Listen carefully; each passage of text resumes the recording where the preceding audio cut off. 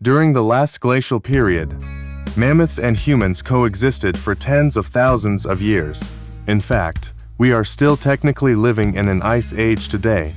The past 11,000 years have simply been a relatively warm interglacial phase within it. The next major glaciation could return in several thousand years.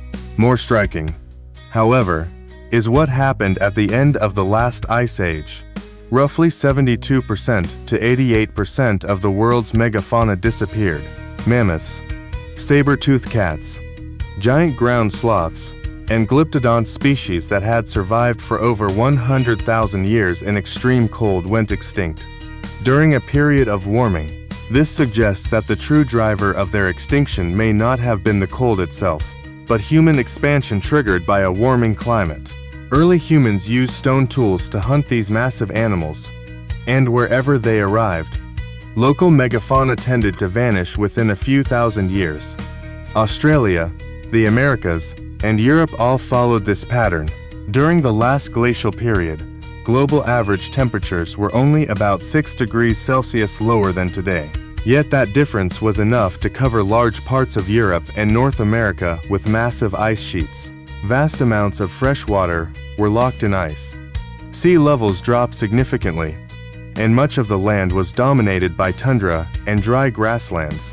In such environments, animals tended to grow larger, a pattern described by Bergmann's rule. The colder the climate, the larger the body size. As a lower surface area to volume ratio helps retain heat, the Ice Age thus gave rise to an entire world of giant land animals.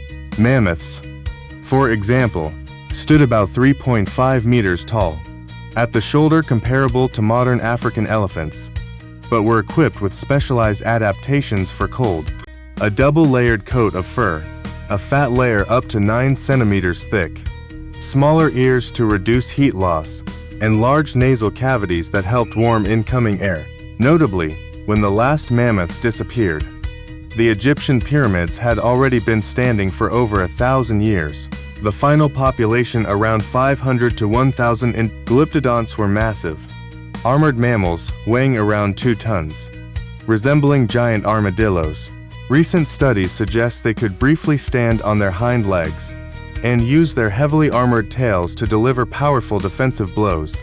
Giant ground sloths, in contrast to their modern tree-dwelling relatives, could weigh up to 3,800 kilograms, nearly 1,000 times heavier than today's sloths. Some species even dug enormous burrows up to 40 meters long and several meters deep. Claw marks found on the walls suggest these structures were used as shelter from predators such as saber-toothed cats and giant short-faced bears. These giants endured extreme cold for over 100,000 years, but could not withstand a new threat: humans. The Clovis culture provides a clear example. They produce standardized spear points, known as Clovis points, highly effective tools for hunting large animals. Isotopic analysis of the remains of a Clovis infant from about 12,700 years ago indicates that roughly 40% of the mother's protein intake came from mammoth, suggesting that these people may have specialized in hunting them. Within just a few thousand years of the Clovis people's arrival in North America, megafauna began to disappear.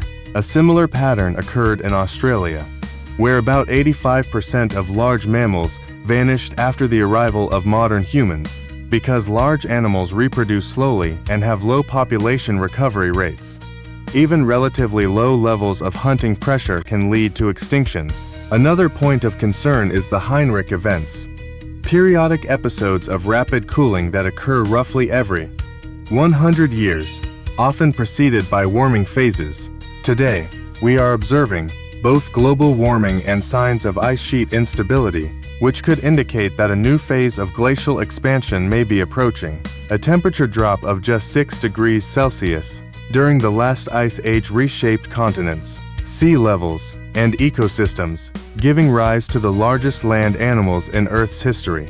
These giants survived for over 100,000 years in harsh, frozen conditions, only to vanish during a brief window of warming. Driven in part by human expansion, if glaciers return in the future, the beings standing at the edge of the ice may be the descendants of humans, or perhaps another species, better adapted to a changing world. The answer may ultimately lie in the choices we make today.